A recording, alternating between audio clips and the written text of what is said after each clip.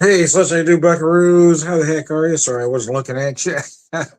Trying to check something here. How the heck are you?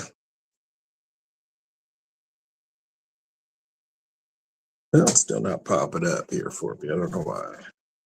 So this is a later late night video than I typically do. I usually get home just a little bit before now. I ended up working a little bit later than usual and trying to get stuff ready. I thought I'd do one before it became early morning Saturday.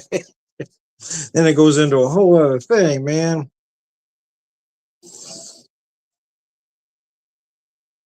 I don't know why it's not working.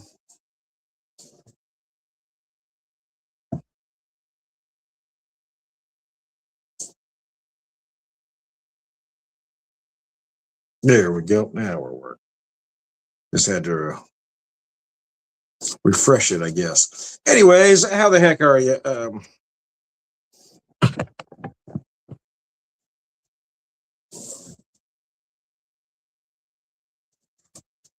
I'm really not here, and just creating the mood, man. Just creating the mood. So a friend went to Wisconsin and picked up some spotted cow, described as 4.8%, described as a farmhouse style.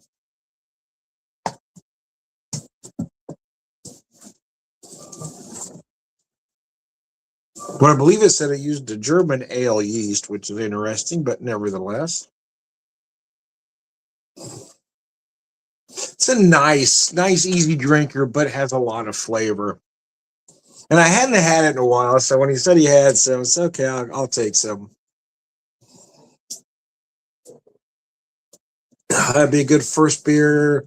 Light ABV, take the edge up. I did pour some nice whiskey here to go with it. So let me set this beer down for a second.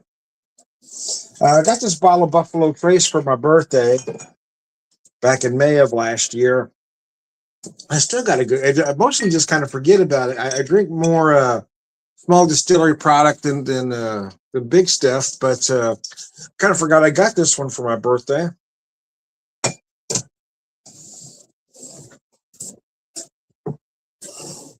Well, let's work on this one tonight.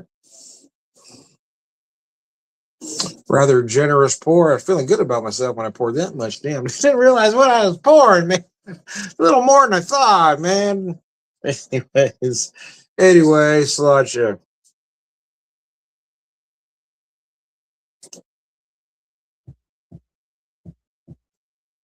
I guess I'm an old school guy, right? I prefer a glass like this, more of a traditional whiskey glass. As to Glencairn styles, I like those every once in a while, but I like the feel of a nice glass.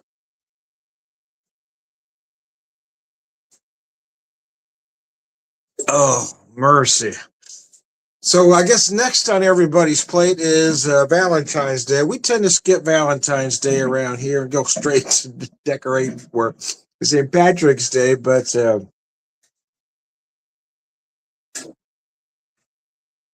it is a big one for some folks. I don't know. But my issue with Valentine's Day is that everybody jacks up the price. You got to buy roses. Got to go out to dinner. My wife's really not into those things, so we'd rather have a nice dinner at home for the most part. So there's a couple of things we talked about possibly doing, and we'll probably end up not doing any of them. But some things sound good, yeah, but there was one thing I thought about doing, but it is, I was gonna say it's not until 6, which isn't late, but by that time I really want to go home. Seems like if we want to do something on Valentine's Day, I'd rather do it for lunch, man. 6 and it's 8 o'clock and I'm getting home and it's dark. I've become an old person.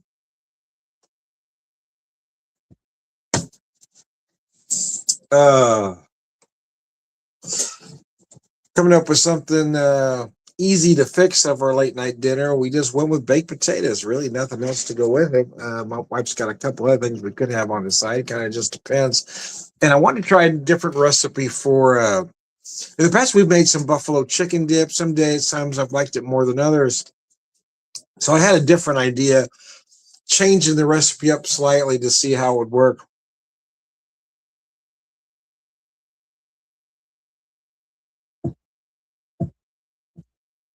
So I kind of like the idea of having, buffalo chicken dip. I'll probably do so. So I've got some chicken wings that will cook, but I tend to make naked wings and let us just use the sauces we want on them ourselves. Neither one of us are crazy about, the breaded, so we usually do the naked. And I usually do kind of a combination, right? So I've got this nice griddle I like to use. So I have get that nice and hot, laying the wings down, get them started, then I finish them in the oven, and that really gets a nice crisp on those on the skin for you.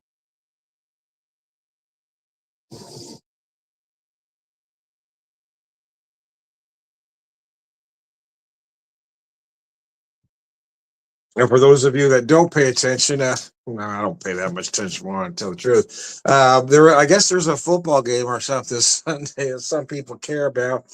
There's also a halftime show that's got about 30% of the country riled up because they don't know that Puerto Rico is part of the U.S. Why didn't they get an American? Well, he is.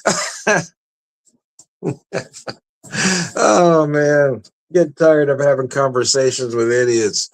He is an American. He said he was going to wear a dress. How is that wholesome entertainment? Well, here's the thing. How is it not? What about wearing a dress is a bad thing? But the other side of that is it's not advertising itself as wholesome family entertainment. It's Super Bowl halftime show. You've seen some of the things they've had in the past. I mean, a couple of years ago when they had J-Lo or Shakira, I mean, they were putting spandex to the test. I didn't hear anybody complaining about not family friendly then. No. but all of a sudden, a man might wear a dress is a problem. I mean, why? Why is this an issue, folks? We should be on those, on those, I don't know, those antiquated gender roles by now. Let people just be people, man. If the other side wants to put on a so-called wholesome show, and their headliner is Kid Rock. I don't know if you've read some Kid Rock lyrics, but I don't know that wholesome would be a word to describe them. It just kills me what things bother them. They're okay with this. But somebody wearing a dress, that's all of a sudden too far. It just doesn't make any logical sense.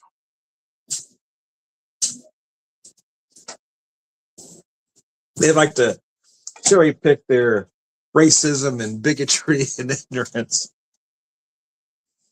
Oh, mercy. I don't care who wins the game. In fact, I rarely follow it much anymore. I kind of gave up. I quit following boxing closely soon after my father died because that's something we did together. I watched a few matches since, but I really don't follow anything close. But there was a time I could tell you who was a champion in every division. I used to follow baseball real close and followed football some, but baseball was always my main sport. But after we lost Sheamus, I just kind of gave up interest in all of it. I watched an occasional game here and there, but I don't care to follow a season. I just don't care. I mean, who wins? I love that. We won. No, we didn't. That team won. You're not part of the team. We won. No, we didn't. They did. Anyway, yeah, I just don't. I mean, I would go to some Super Bowl at friends' house and various establishments to support friends, but I honestly have never really given a rat's ass who wins or who doesn't.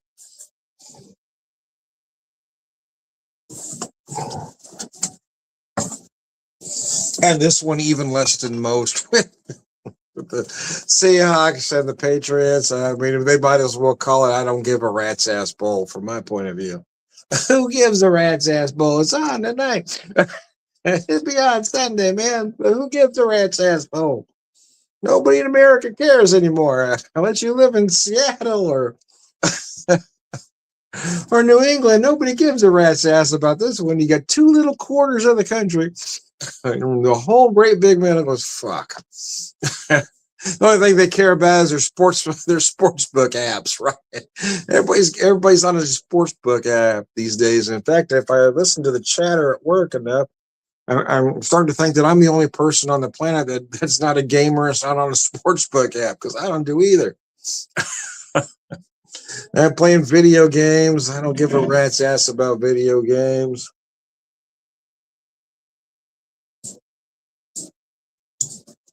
Uh, and I'm not getting on a sports book app. I mean, there was a time, I will say, you evolve over the years. If this was available 30 years ago, I probably would have taken part, but now I have no interest. Whatever gambling gene or chip I had in me at one time is long gone. I have no interest. I don't even enjoy going to casinos anymore. I don't enjoy it at all. The last time I was in there 50 minutes, I was done.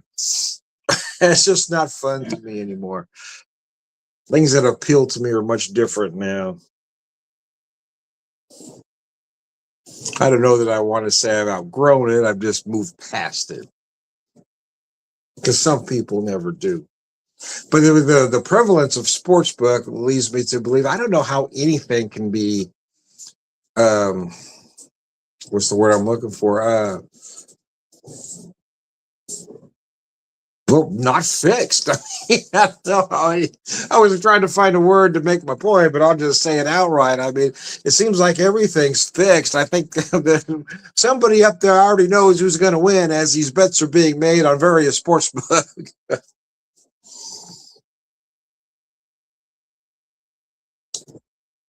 But there's always been a question of, what was real, what wasn't, if it was fixed, if it wasn't. But now with sportsbook, I don't know. I mean, I feel like everybody's compromised. And I'm not talking about just players. I'm talking about everybody. I mean, trainers, owners. I mean, everybody's compromised.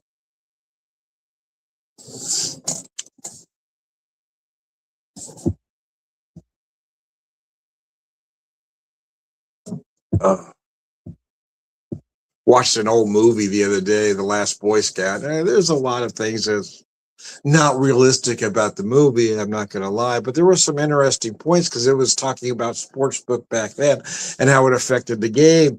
And that's before everything just became legal. Right now, everybody in America's on fucking sportsbook app.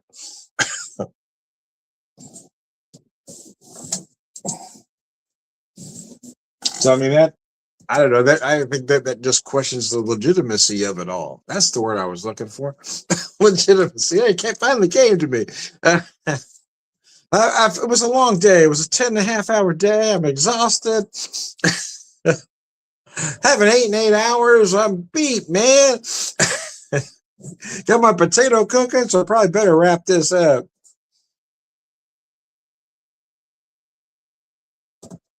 Oh, man. This whiskey's nice. Again, so Buffalo Trace,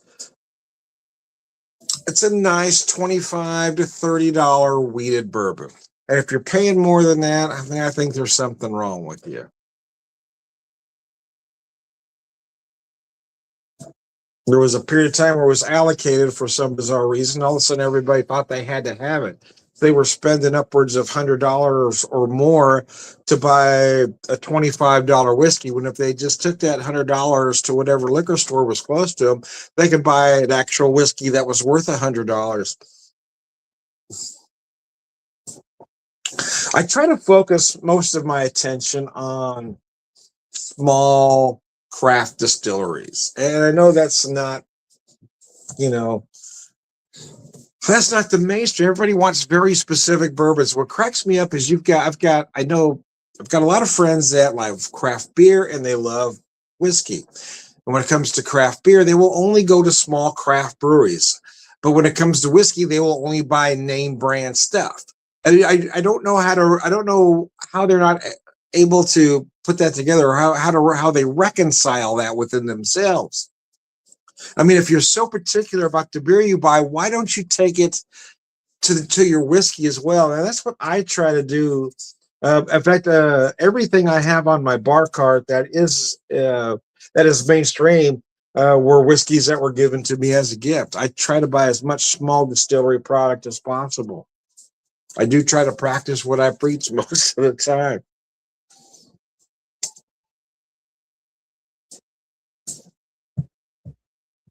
Now there's the argument that, yeah, Tom, but some of these craft distilleries charge more.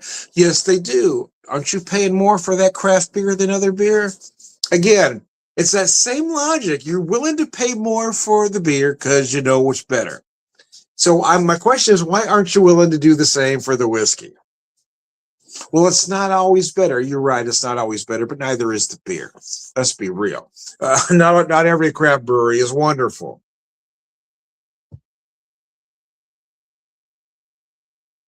But yeah, pick and choose. There are some great craft distilleries out there, and the reason some of these name brands are doing so well is these allocations, and you've got people on the secondary market that push, well, they want to get you to buy a $25 bottle of Buffalo Trace for $100. They want to try to convince you that you need that whiskey when there's so many other whiskeys you could have. Now, I'm not saying Buffalo Trace is a bad whiskey. I'm here drinking it. But like I said, it's a very nice starter wheated bourbon. It's a good $25 to $30 bourbon.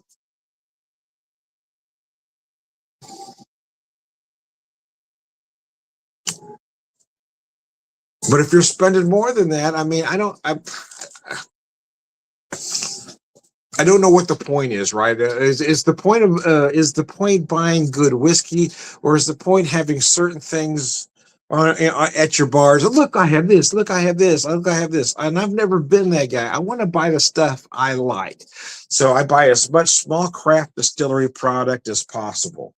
And we have a great distillery right here in Springfield, Missouri, Tequila. They're doing some great stuff. And I've only got two of their products, but there's times when I've got several bottles of various things. And we'll get to there, get that way again one of these days. But nevertheless, hey, Todd, I didn't see you on there. I hope you're still there. But if not, thanks for tuning in. And Rod and Todd, if you're still there, Sludge, I didn't know that. I was too busy on my rant to look over to see. But anyways, nevertheless, I better wrap this up because I know my stuff's about done. So, anyways, hey, thanks for tuning in very late. In fact, I know you guys are on East Coast time, so it's even later for y'all. It's already Saturday morning for y'all. But anyways, yeah, I'm Tom the Whiskey Whisperer, Whiskey Evangelist, prolific whiskey drinker, career wisdom man.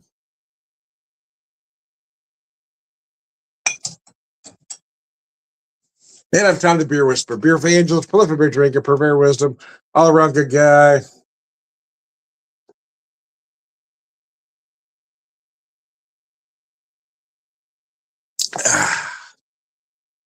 Sludge, thanks for tuning in, guys.